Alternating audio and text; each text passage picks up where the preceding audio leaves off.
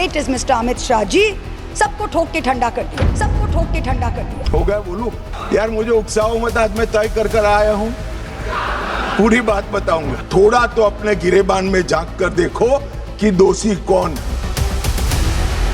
केवल बहुमत पाके comment pass करने से समस्याओं का समाधान नहीं होने जा रहा है। मैं पूरा बताऊंगा, मैं पूरा बताऊंगा। ये जो वकील बन रहे हैं एक हथियारी मूवमेंट के, संविधान को मानोगे या नहीं मानोगे? हमें आपकी जेल का डर नहीं, जो मर्जी है वो कर लो। ऐसा कैसे चलेगा? चर्चा उसी से होती है जो हथियार डालता है, जो गोली चलाता है उसको जवाब गोली से ही दिया जाता है। ये घोर अन्याय मत कीजिए, हालांकि आपको अन्याय करने की और अपमान करने की आदत है। बैठ जाओ, बैठ जाओ, बैठ जाओ। मैं बताता हूं पैसा का भी। जो वादा किया था क्या वो पूरा हुआ? क्या देश से नक्सलवाद खत्म हो गया है? 31 मार्च 2026 वाली तय तारीख को लेकर आज लोकसभा में जबरदस्त बहस हुई, जिसका ट्रेलर आपने शुरू में देखा। पूरी कहानी क्या है वो भी बताएंगे। नमस्ते और स्वागत, मैं हूं अभिषेक और ये है संसद में आज।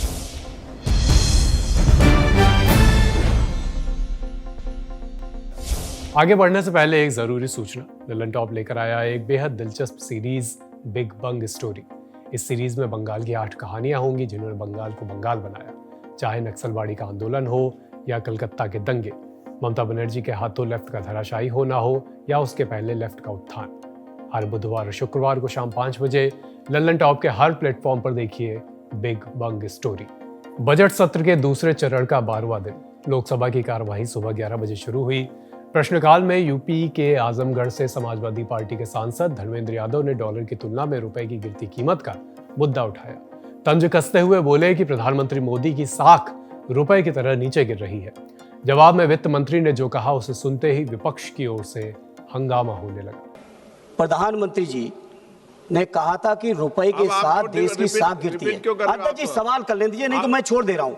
आप नहीं अध्यक्ष जी छोड़ दे रहा हूँ, मैं नहीं ले रहा हूँ। छोड़ दो, बैठ जाओ। मैं छोड़ दे रहा हूँ, कोई दिक्कत नहीं मुझे। चलो, जब सवाल करने ही नहीं देना अध्यक्ष जी तो आप सवाल पूछो ना, जो एक बार। माननीय मंत्री जी, क्या आज आप इस बात पे कायम है कि प्रधानमंत्री जी की साख रुपए के साथ गिर रही है या नहीं? जो 60 रुपए का 94-95 रुपया हो गया, उसका स्पष्ट जवाब चाहिए, क्योंकि चुनाव जीतने के लिए आप लोगों की बातें कुछ होती हैं और नीतियां बनाने के लिए बातें दूसरी होती हैं। एक रीसेंट सर्वे में भी, ग्लोबली जो सर्वे हुआ, सभी प्रधानमंत्री और राष्ट्रपति गण के पॉपुलैरिटी के ऊपर जहां सर्वे हुआ, भारत के प्रधानमंत्री सबसे ऊपर है। इकोनॉमी का विषय इन्होंने प्रश्न पूछा और भारत के प्रधानमंत्री का साख क्या है, इसका जवाब यही है, भारत के प्रधानमंत्री के साख ऊपर है। ये लोग उसको पचना मुश्किल समझ रहे हैं, इसीलिए बार बार उसी के ऊपर प्रश्न चिन्ह उठाया जा रहा है। जबकि भारत उठाए मगर जवाब जब देती हो सुनना चाहिए, listen to the answer. Sir, Bharat के इकोनॉमी एकदम स्ट्रांग है। सर, प्रश्न पूछने वाले को कम से कम जवाब सुनने का क्षमता होना चाहिए। They should have the strength to hear the reply. Sir, रुपये का विषय मैं बार बार इसी उदाहरण के साथ बोलना चाह रही हूँ। रुपये का विषय में आप सुनिए जवाब। झूठ बोलने के लिए उधर से इधर आ गए आपके स्थान पर जाइए अगर स्पीकर साहब बोलेंगे। सर, रुपये के एक्सचेंज रेट के ऊपर अगर इतना चिंता है, मैं इनसे याद दिलाना चाह रही हूँ, बाकी सब मैक्रो इकोनॉमिक फंडामेंटल्स जब नीचे गिर गए और फ्रेजाइल 5 में हम आ गए थे, वो समय रुपये के ऊपर चिंता हमारी ओर से हम जताया। मगर आज जब फंडामेंटल सब ठीक ठाक है और दुनिया में इतना चल रही है और हर देश के करेंसी ऊपर नीचे जा रही है, इनको सिर्फ एक विषय इनको पकड़ करके हमारी इकोनॉमी को, हमारे देशवासियों का कृषि को, हमारे देशवासियों का मेहनत को अंडरमाइन करने के लिए हमारी ऑपोजिशन अगर है वो ठीक नहीं है। हंगामे के बीच एक ओर अफीम की अवैध खेती को लेकर सवाल पूछे गए तो दूसरी ओर अफीम की खेती को वैध करने की भी मांग उठी। ऐसे ही अलग अलग सवालों के जवाब में वित्त मंत्री निर्मला सीतारमण ने क्या कहा, आप खुद सुनिए। अफीम कल्टीवेशन के ऊपर निगरानी बहुत आवश्यक है, particularly in border areas, particularly in till now Naxal affected regions.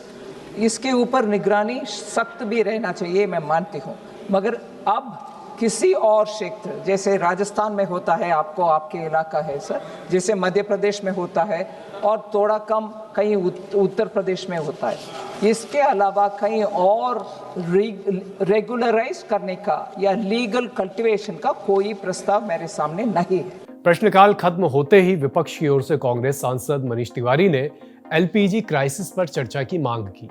उन्होंने कहा कि इस मुद्दे पर चर्चा की मांग बीएसई में भी उठी थी, सरकार ने इसके लिए सहमति दी थी, अब सरकार चर्चा से भाग रही है। आज लेफ्ट विंग एक्सट्रीमिज्म के ऊपर आपने 193 लगाई है, हमको उससे कोई आपत्ति नहीं है, उसके ऊपर हम बिल्कुल बहस करने के लिए तैयार है।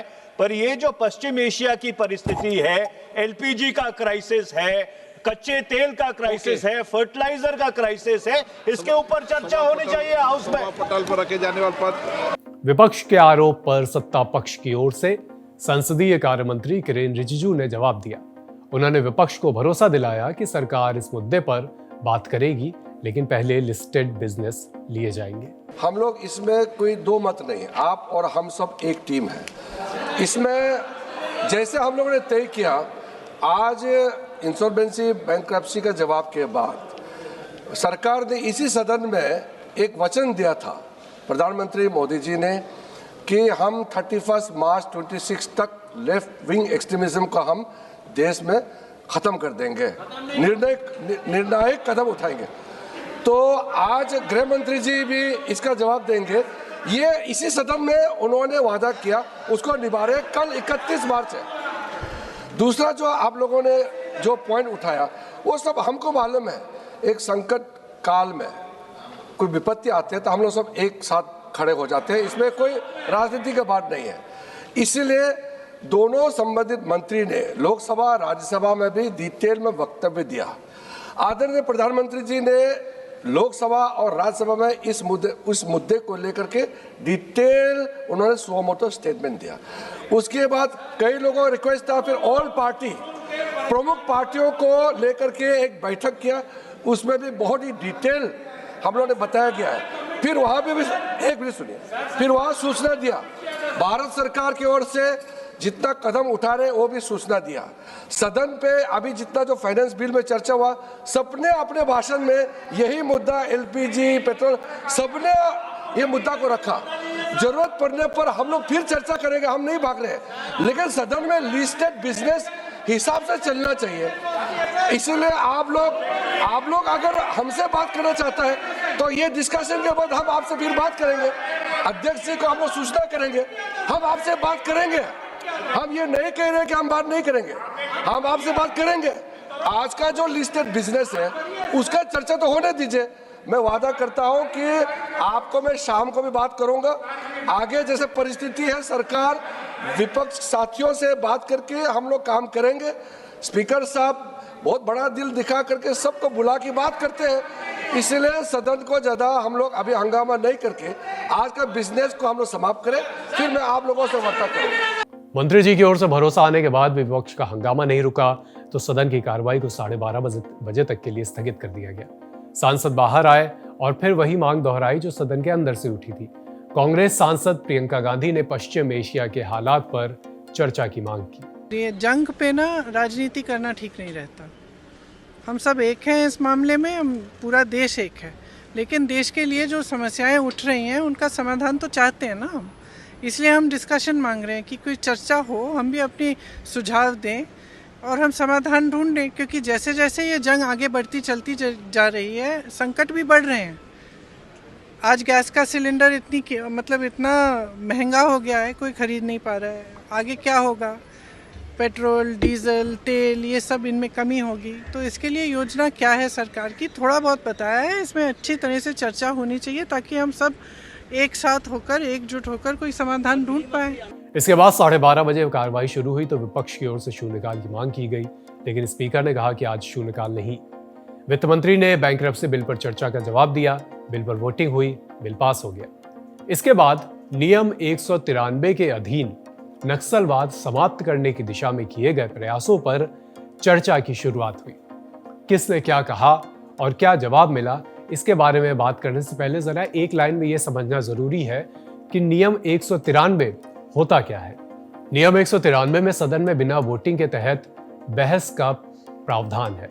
चर्चा खत्म होने के बाद कोई सवाल नहीं पूछे जाते हैं। अब वापस लौटते हैं चर्चा पर। शिवसेना एकनाथ शिंदे के सांसद श्रीकांत एकनाथ शिंदे ने इस चर्चा की शुरुआत की। विपक्ष को निशाने पर लेते हुए उन्होंने कहा कि जो लोग कहते थे कि नक्सलवाद खत्म नहीं किया जा सकता, अब उनको करारा जवाब मिल चुका है। एक डेडलाइन तय करके उसके ऊपर उसके पहले एक दिन पहले इस सदन में चर्चा करने के लिए भी हिम्मत लगती है, वो आज हिम्मत जो है गृह मंत्री अमित शाह जी ने यहाँ पर दिखाई है। अरे बोलने तो दो, अभी तक तो शुरू करना है। अभी शुरू किधर किया, अभी शुरू करना है। सुनिए जरा, धैर्य रखो। मुझे लगता है कि उनके लिए करारा जवाब है कि जो कहते थे नक्सलवाद को खत्म जो है नहीं किया जा सकता, ये इम्पॉसिबल टास्क है।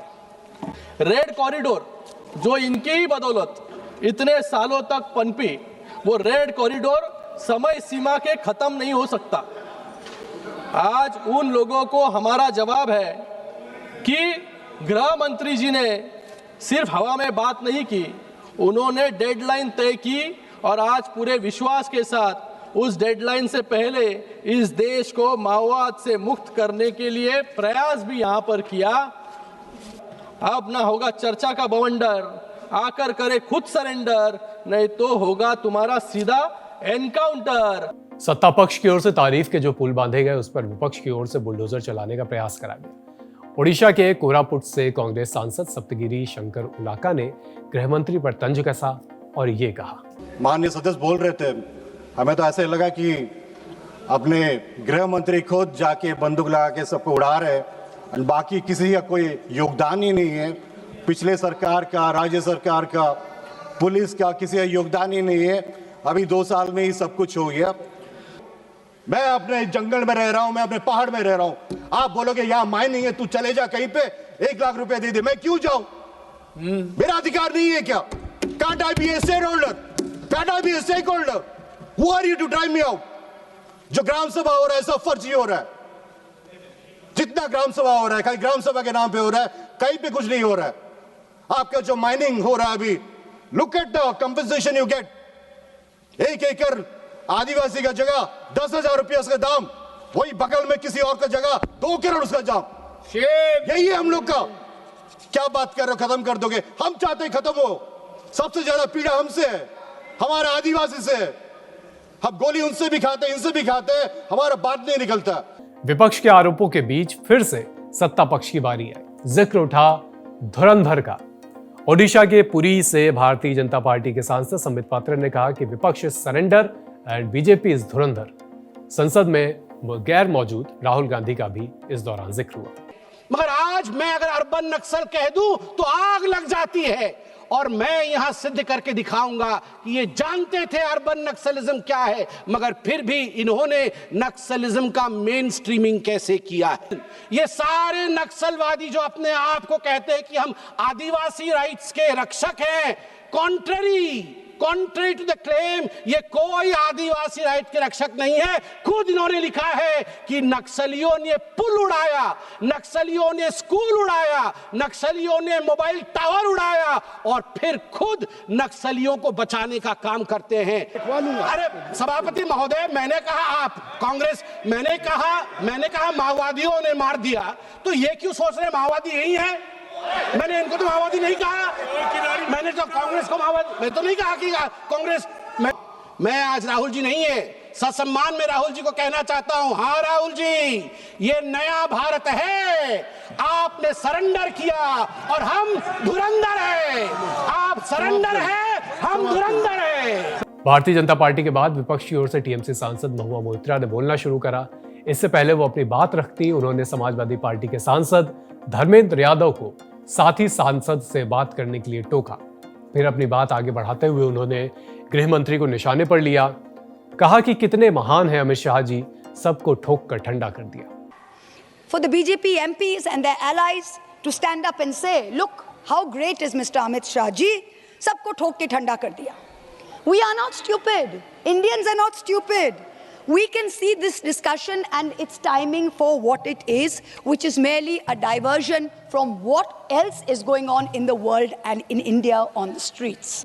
चर्चा आगे बढ़ी। समाजवादी पार्टी के सांसद धर्मेंद्र यादव अपनी बात रख रहे थे। इसी बीच आसन की ओर से समय पूरे होने पर घंटी बजा दी गई। धर्मेंद्र यादव ने एक्स्ट्रा समय की मांग की। गृह मंत्री अमित शाह कुर्सी से उठ गए। पीठासीन से धर्मेंद्र यादव को एक्स्ट्रा 15 मिनट देने की अपील की। अब नेक्स्ट स्लाइड, जो समस्याएं हैं, इन समस्याओं के लिए बहुत सारे सुझाव हैं, लेकिन आप समय उतना नहीं दे पाएंगे सभापति जी।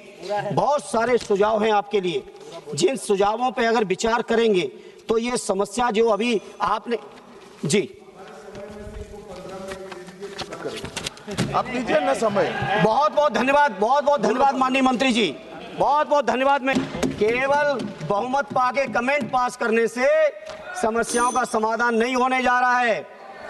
धर्मेंद्र यादव के बाद हिमाचल के मंडी से भारतीय जनता पार्टी की सांसद कंगना रनौत ने पहले तो अपनी सरकार के काम की तारीफ की और उसके बाद राहुल गांधी और सोनिया गांधी को निशाने पर लिया। जब ये माओवाद की समस्या हम उनके सामने आई तो जैसे मेरे भाई संबित पात्रा ने पूरे देश के सामने आज बताया कि सोनिया जी और राहुल गांधी जी की वामपंथी सरकार प्लस उनके वामपंथी सलाहकार प्लस उनके जो वामपंथी मित्र और ये वामपंथी टेररिस्ट और इनको जो भी जितने भी फंडिंग होती थी, जो भी इनके हथियार होते थे, गोला बारूद होते थे, वो उन लोगों से आते थे जिनके साथ ये कांग्रेस की सरकार उठती बैठती थी। तो हम लोग क्या अपेक्षा कर सकते हैं? क्या कोई समझौता इनके बीच और वामपंथी उग्रवादियों के बीच हो सकता था? नहीं हो सकता था। और उसका क्या परिणाम हुआ कि ये जो वामपंथी उग्रवादी हैं ये बिल्कुल आउट ऑफ कंट्रोल हो गए। इन्होंने खून की नदियां बहा दी, इन्होंने 16,000 से ज्यादा अटैक किए, इन्होंने 2,000 से ज्यादा सुरक्षा कर्मियों को मार डाला, इन्होंने छोटे छोटे बच्चों की जो है वो जिंदगियां ले ली, वहां पे नरक बना दिया। हम भी फिल्म इंडस्ट्री में हम सोचते थे कि इतने अच्छे जंगल हैं, वहां जाके कोई गांव की शूटिंग करते हैं, अच्छा कोई गाना बनाते हैं, लेकिन उस टाइम की जो व्यवस्था है वो क्या कहती थी? अरे ये जो आदिवासी लोग हैं ये बड़े ही उग्र होते हैं, ये देश के साथ नहीं रहना चाहते, वहां शूटिंग मत करिए। खुद की असफलता छुपाने के लिए इन्होंने पूरे देश से जो है आदिवासी समाज को इन्होंने आइसोलेट कर दिया। लेकिन हमारे प्रधानमंत्री श्री नरेंद्र मोदी जी कहते हैं कि रात चाहे कितनी भी लंबी हो वो रात ही है, सवेरा होना निश्चित है। और 2014 में जब प्रधानमंत्री जी की सरकार आई और आज हम देखते हैं कि उन्होंने एक आदिवासी महिला को जो है वो राष्ट्रपति बनाया, उन्होंने हमारे सुरक्षा बलों को जो है वो सशक्त किया और उनको सशक्त करने के बाद उन्होंने वो रेड कॉरिडोर, वो भयानक नो गो जोन को जो है वापस लिया। कि गृह मंत्री जी ने और प्रधानमंत्री जी ने पूरे देश में ये संदेश दिया है कि ये देश बंदूक की नोक से नहीं चलेगा, ये देश संविधान से चलेगा, ये देश जनता के विश्वास से चलेगा। चर्चा के बीच अब गुस्सा बढ़ चुका था। जम्मू कश्मीर के बारामूला से निर्दलीय सांसद अब्दुल राशिद शेख ने जम्मू कश्मीर के साथ भेदभाव का आरोप लगाया। 5 अगस्त को जो आपने अक्सरियत के बलबूते पर 370 हटाया वो भी सच्चाई है। आपने भी हमें मारा। मैं आज सरकार से पूछना चाहता हूं, होम मिनिस्टर साहब से पूछना चाहता हूं, वो खुद भी जेल में रहे हैं। आपने जब 5 अगस्त को जो भी किया, इतना मुझे बताइए, आपने उस दिन डॉक्टर फारूक अब्दुल्ला साहब, उमर अब्दुल्ला साहब, महबूबा मुफ्ती साहिबा, शाह फैसल को पब्लिक सेफ्टी एक्ट में बंद कर दिया। आपने उन पर चाइनीज एजेंट होने का इल्जाम लगाया, पाकिस्तानी एजेंट होने का इल्जाम लगाया, लेकिन फिर आपने वो पीएसए उन पर से हटा दिया। इस हाउस को बताया जाए, जम्मू कश्मीर के लोगों को बताया जाए आपकी डील उनके साथ क्या थी। और हम जैसे बेगुनाह लोग, सैकड़ों बच्चे तिहाड़, आगरा, जम्मू, कोट दिलवाल में क्यों सड़ रहे हैं? हमें आपकी जेल का डर नहीं, जो मर्जी है वो कर कर लो, लेकिन जम्मू कश्मीर के लोगों के साथ बात करो, बात करनी पड़ेगी। अब घड़ी में समय था 6:04 का। गृह मंत्री अमित शाह ने चर्चा का जवाब देना शुरू किया। उन्होंने विपक्ष को निशाने पर लिया। अमित शाह ने कहा कि ये जो वकील बने हुए हैं एक हथियारी मूवमेंट के, कहते हैं कि हमारे साथ अन्याय हो रहा है। अन्याय हो रहा है तो उसके लिए व्यवस्थाएं बनी हैं, अदालतें बनी हैं। हथियार उठा लोगे क्या? संविधान को नहीं मानोगे? ऐसा नहीं चलेगा। गृह मंत्री ने क्या क्या कहा, आप खुद सुनिए। बस्तर से नक्सलवाद लगभग समाप्त हो चुका है। सत्य को झुठलाया जा रहा है। ये जो वकील बन रहे हैं एक हथियारी मूवमेंट के, कहते हैं हम अन्याय के खिलाफ लड़ेंगे। संविधान को मानोगे या नहीं मानोगे? किसी को भी अन्याय होता है, इसका उपाय हमारे संविधान के अंदर निहित है। अदालतें बनी हैं, विधानसभाएं बनी हैं, जिला पंचायतें बनी हैं, तहसील पंचायतें बनी हैं। ये पूरी व्यवस्था को नकार कर हाथ में हथियार उठा लोगे? ऐसा कैसे चलेगा? और जस्टिफाई जो करे उनको मैं कहना चाहता हूं, वो समय चला गया। ये नरेंद्र मोदी की सरकार है, जो हथियार उठाएगा उसको हिसाब चुकाना। इस तरह से नहीं चलेगा। अरे भाई, जग थोड़ा तो अपने गिरेबान में झांक कर देखो कि दोषी कौन है। मान्यवर, मैं पूरा बताऊंगा। जब हम आजाद हुए, हमने कहा सत्यमेव जयते, सत्य का हमेशा विजय होता है।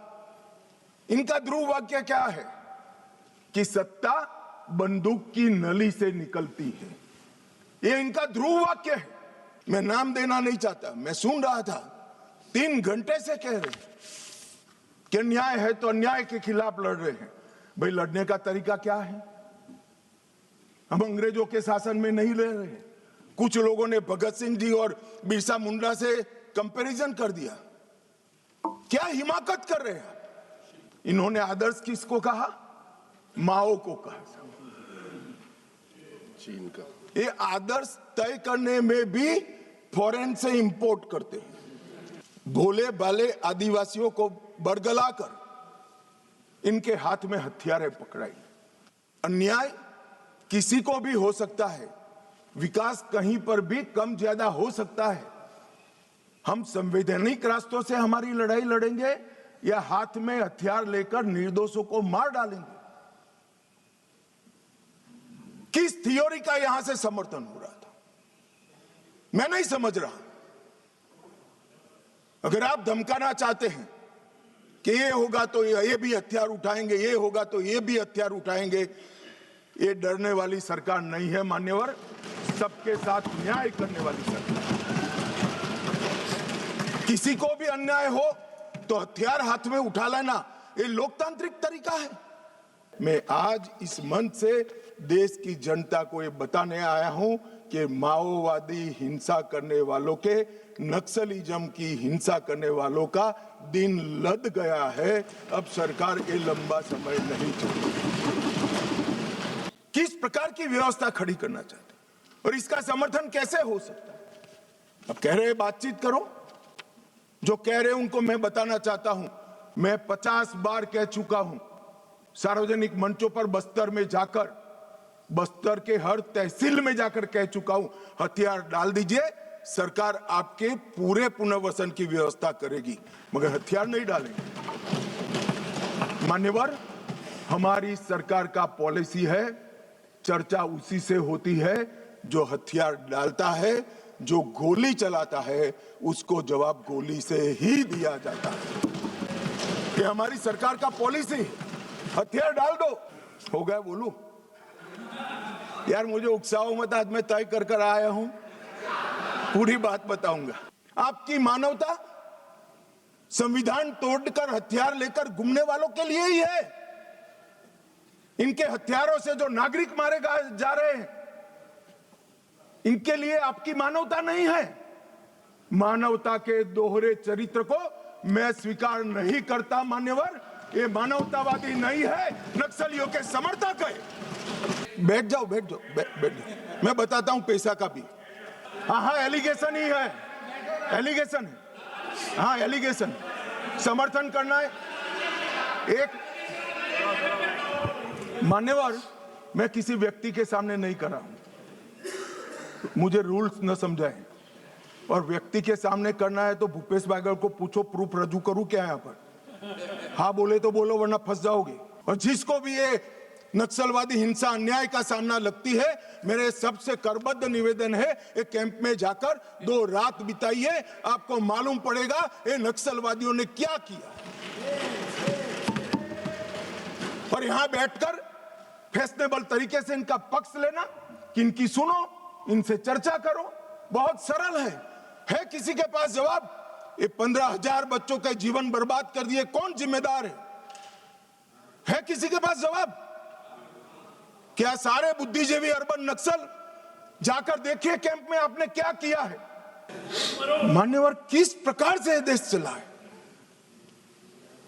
और पूरे तालाब में पानी भरा है, इसमें गोता लगाते हैं और कपड़े भिगोए बगैर बाहर निकलते हैं। हमने तो कुछ किया ही नहीं, मैंने तो ऐसे जादूगर देखे नहीं है।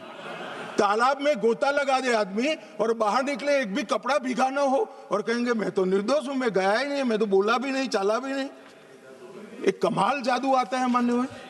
हिडमा जब मारा गया, मान्यवर 172 जवानों को मारने वाला हिडमा जब मारा गया, इंडिया गेट पर नारे लगे, कितने हिडमा मारोगे, हर घर से निकल लेंगे हिडमा। ये वीडियो को राहुल गांधी ने स्वयं ट्वीट किया है। कैसे बच सकते हैं?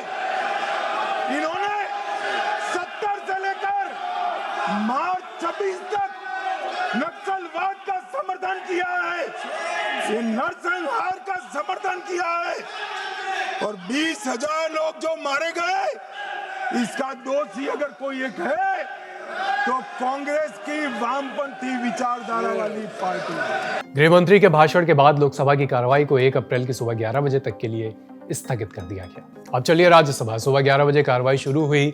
शून्यकाल में सांसद अपने हिस्से के मुद्दे उठाते रहे। उसके पहले बीजू जनता दल के सांसदों ने सदन से वॉकआउट कर दिया। बीजेपी के सांसद निशिकांत दुबे पर ओडिशा के पूर्व सीएम बीजू पटनायक का अपमान करने का आरोप लगाया। निशिकांत दुबे ने बीजू पटनायक को CIA का एजेंट कहने का आरोप लगाया था, ऐसा उन्होंने आरोप लगाया था। Our serious protest against the disparaging, false and concocted statements made by MP Shri Nishikant Dubey ji against Shri Biju Patnaik ji. He's called Biju Patnaik ji a CIA agent. This is the level to which today the ruling party has fallen, to say that Biju Patnaik ji is a CIA agent. This is utterly shameful. Biju Janata Dal strongly opposes it, and in protest we are walking out. BJD सांसदों के walkout के बाद शून्यकाल की कार्रवाई को आगे बढ़ाया गया। शिवसेना उद्धव ठाकरे गुट के सांसद संजय राउत ने मिडिल ईस्ट संकट की वजह आने वाले भविष्य में बढ़ने वाले वायु प्रदूषण का मुद्दा उठाया। इस युद्ध की वजह से पूरे विश्व में बहुत सी समस्याएं पैदा हो गई है। पूरे देश में नहीं तो पूरे विश्व की बात मैं करता हूं। LPG सिलेंडर का संकट है, ईंधन का शॉर्टेज का संकट है पूरे विश्व में।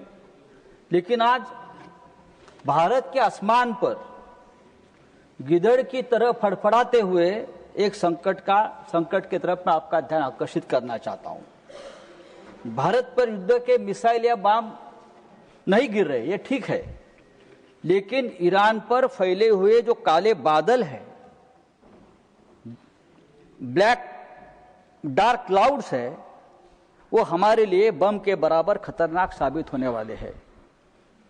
ये काले बादल भारत की सुरक्षा, स्वास्थ्य, अर्थव्यवस्था के लिए खतरनाक बन सकते हैं। सर, ईरान की राजधानी तेहरान और आसपास के इलाकों में अमेरिका इजराइल की एयर स्ट्राइक से ऑयल रिफाइनरी, गैस भंडार पर भीषण आग लगी। उससे जो काला धुआं आसमान में उठ रहा है, ये धुआं जहरीला है, सल्फर, नाइट्रोजन ऑक्साइड और अन्य केमिकल से भरा हुआ है। तेहरान के लोग सांस लेने में असमर्थ है। काली बारिश यानी ब्लैक रेन कुछ जगह पर बरस रही है और ये जहर की तरह है। WHO ने भी चेतावनी दी है कि यह स्वास्थ्य के लिए घातक है। ये सब ईरान की समस्या नहीं है। जो ग्लोबल वार्मिंग है उसका रूप जो है ये जहरीली प्रदूषण भारत में भी फैल सकता है। जो एक्सपर्ट है, वो एक्सपर्ट्स की वार्निंग है कि गुजरात, राजस्थान, पंजाब और हमारे और पश्चिमी राज्यों में इसका असर पड़ सकता है। भविष्य में कुछ राज्यों पर एसिड रेन का धोखा भी है, फसलें बर्बाद हो सकती है, जमीन और मिट्टी दूषित हो सकती है और लोगों में सांस की बीमारियां, कैंसर जैसी गंभीर समस्याएं बढ़ सकती है। चेयरमैन सर, मध्य पूर्व में चल रहा युद्ध अब सिर्फ क्षेत्रीय नहीं रहा, यह वैश्विक पर्यावरण और स्वास्थ्य संकट बन चुका है। चर्चा आगे बढ़ी तो कांग्रेस के सांसद प्रमोद तिवारी ने सरकारी अधिकारियों के रवैये को लेकर सवाल उठाया।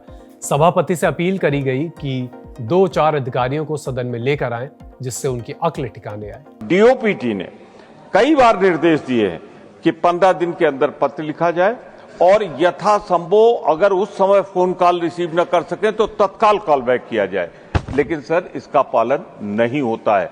दुख सिर्फ सांसदों के लिए नहीं, बहुत से मंत्रियों को भी परेशानी होती, शर्म के बारे नहीं बताते कि एक बार कड़ा दिशा निर्देश आप यहीं से आपकी पीठ से दे दिया जाए कि सांसदों के फोन का उत्तर तत्काल दिया जाए या जब भी जैसे भी मौका मिले सर्वोच्च प्राथमिकता पे दिया जाए और पत्रों का निवारण समय सीमा के अंदर किया जाए, वरना 1-2 अधिकारियों को बुला लीजिए इस हाउस में, दिमाग ठिकाने लग जाएगा और संसदीय गरिमा की रक्षा हो जाएगी। शून्यकाल में चर्चा के दौरान यूपी से भारतीय जनता पार्टी के सांसद के लक्ष्मण ने मुसलमानों को ओबीसी कैटेगरी से बाहर करने की मांग की, जिस पर हंगामा हुआ।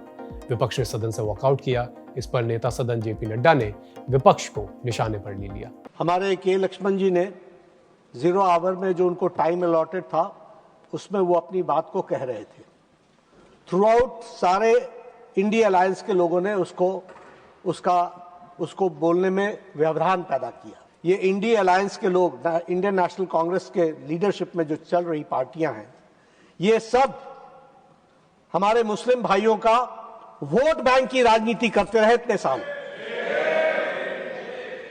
दे have considered it to be a vote bank और तुष्टीकरण की राजनीति, अपीजमेंट की राजनीति, यही ये करते रहे।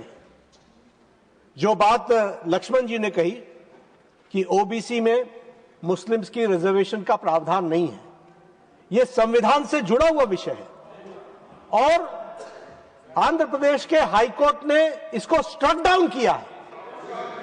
बाबा साहब ने अपने वक्तव्य में कहा कि यह सिर्फ हिंदुओं के लिए ओबीसी की कैटेगरी है, लेकिन ये लोग राजनीति के आधार पर जहां देश में भी वातावरण को खराब करने की कोशिश करते हैं, वहीं समाज में वोट बैंक की राजनीति के माध्यम से खंडित करने का भी प्रयास करते हैं।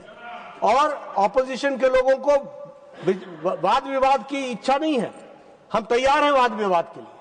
हमने कहा है कि यह सरकार मोदी जी के नेतृत्व में किसी भी विषय पर चर्चा करने के लिए तैयार है, यह बात हमको ध्यान में रखनी चाहिए।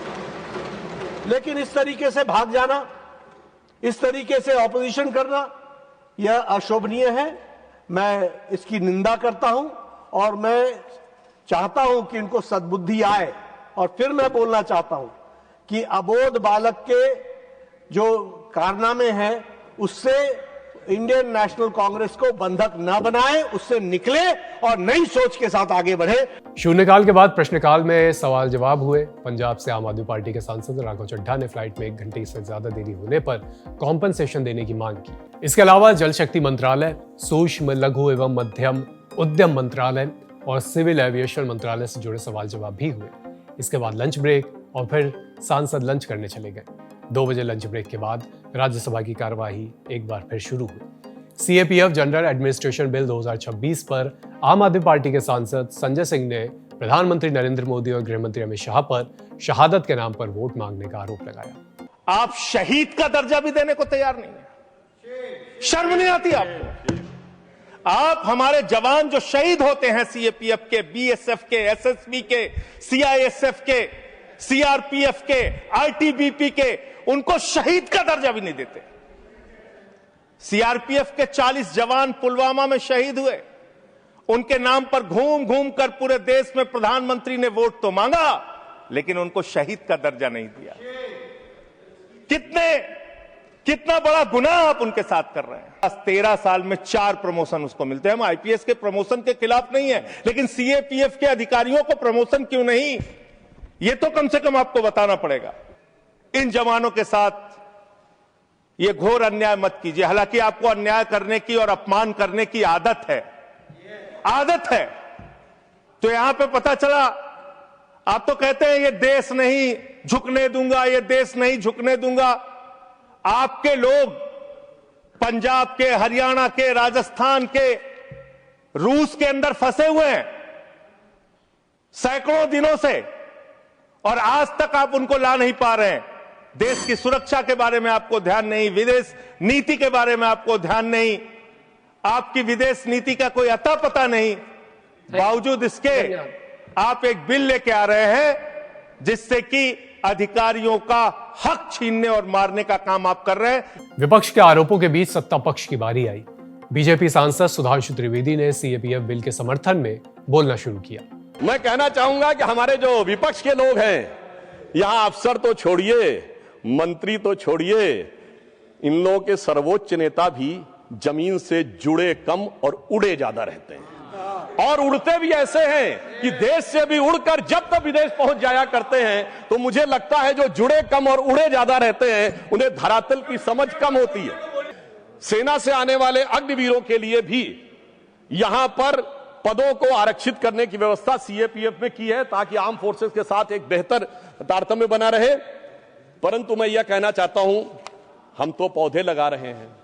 जिनके जमाने में सीएपीएफ के जवानों के अरमान के पूरे बगीचे उजाड़ दिए गए थे, वो जब आकर आज कहते हैं कि साहब उनके दिल में बड़ी संवेदना है, तो उनकी परिस्थिति के ऊपर, मतलब जिनकी आंखों में आंसू भी नहीं आए थे, जिनकी आंखों में कभी उन्होंने उन बलों के लिए कुछ नहीं किया था, तो मैं एक अंत में एक पंक्ति कहकर अपना विषय समाप्त करना चाहता हूं कि जो आप हम पे आरोप लगा रहे हैं और आपके कार्यों को देखें तो देश की जनता उसको भली भांति देखती है। जिसे एक पंक्ति में कहूंगा कि चमन को सींचने में पत्तियां कुछ गिर रही होंगी। यही इल्जाम हम पर लग रहा है बेवफाई का। चमन को सींचने में पत्तियां कुछ गिर रही होंगी, यही इल्जाम हम पर लग रहा है बेवफाई का। मगर कलियों को जिसने रौंद डाला अपने हाथों से, वही दावा करे हैं अब चमन की रहनुमाई का। विपक्ष की ओर से अगले वक्ता थे आरजेडी सांसद मनोज झा। उन्होंने बिल के विरोध में अपनी बात रखी।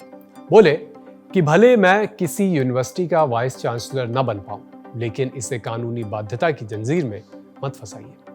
मैं विश्वविद्यालय में शिक्षक हूं, हो सकता है कि मैं वाइस चांसलर ना बनूं, लेकिन कानूनी तौर पर मेरी बाध्यता ऐसी ना करिए कि तू वाइस चांसलर नहीं बन सकता। मेरी इस बिल से मूल अवधारणागत प्रतिरोध इसलिए है कि highest position in an organisation, people from the organization cannot even aspire to reach there. मैं संभवतः इस सदन में कुछ लोगों में होऊंगा जिसने वो परीक्षा दी और असफल हुआ, तो मैं सिविल सर्विसेज का भी असफल विद्यार्थी हूं, लेकिन मैं जानता हूं सर, हर फोर्स का एक डोमेन होता है। ये डोमेन ट्रेसपासिंग उचित नहीं है सर। मुझे अक्सर, सर घंटी मत बजाइएगा, मैं खुद बैठ जाऊंगा। उसके बाद आपको मैं घंटी आज नहीं बजाने दूंगा, मैं खुद ही बैठ जाऊंगा। मैं सिर्फ एक चीज कहता हूं, विद्यार्थी जीवन से मुझे एक चीज समझ में नहीं आती थी। हर स्टेट के होम सेक्रेटरी का डोमेन पुलिसिंग होता है। कितने स्टेट्स में आईपीएस होम सेक्रेटरी है? Why such positions are occupied by a person who is not trained within that। और वही तर्क मेरा यहां भी है माननीय सभापति महोदय। एक ऑर्गेनाइजेशन में जो डेपुटेशन पे 2 साल आते हैं, वो ऑर्गेनाइजेशन के मर्म को, उसके प्रियम्बल को, उसके सिद्धांतों को उस रूप में नहीं समझ पाएंगे जिस रूप में एक विद इन द कैडर व्यक्ति फील करता है। तंज का सिलसिला यही नहीं रुका। शिवसेना उद्धव ठाकरे गुट के सांसद संजय राउत ने अमित शाह पर निशाना साधा। बोले कि ये बिल ऐसा है कि दिन रात अमित शाह मेहनत करें और एक दिन पीएमओ से ऑर्डर आए कि उनकी कुर्सी योगी जी को दे दी जाएगी। ये बिल एक्चुअली क्या है?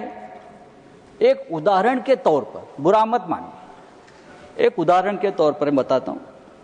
अमित शाह जी इस देश के गृह मंत्री हैं, दिन रात मेहनत करते हैं, देश की रक्षा के लिए समर्पित है, 370 हटाया, लॉ एंड ऑर्डर संभाल रहे हैं और भारतीय जनता पार्टी को जिताने के लिए बहुत मेहनत भी करते हैं। चुनाव आयोग, supreme court, ED, CBI, BJP को इस तरह से मैनेज कर लेते हैं कि बस और कोई मैनेज नहीं कर सकता है। गृह मंत्रालय के माध्यम से पार्टियों को तोड़ देते हैं, अपनी सरकार लाते हैं, लेकिन अचानक पीएमओ से ऑर्डर आती है, योगी जी को या देवेंद्र फडणवीस को दिल्ली जाकर गृह मंत्रालय की कमान और कमांड संभालो।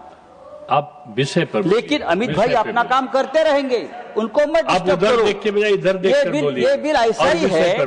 कुल मिला के बिल पर लंबी चर्चा हुई। उसके बाद सदन की कार्रवाई को 1 अप्रैल की सुबह 11 बजे तक के लिए स्थगित कर दिया गया। कल यानी 31 मार्च को महावीर जयंती की वजह से दोनों सदनों में अवकाश रहेगा, इसलिए अब 1 अप्रैल को सदन बैठेगी। बाकी आज जो कुछ हुआ उसका एक निचोड़, उसका एक सार हमने आपके सामने रखा। आपको आज किसका भाषण अच्छा और किसका खराब लगा, हमें कमेंट बॉक्स में बताइए। संसद में आज का ये शो लिखा है हमारी साथी सुप्रिया ने, कैमरे के पीछे है आलिश। अपना ख्याल रखिए, ललन टॉप देखते रहिए। शुक्रिया।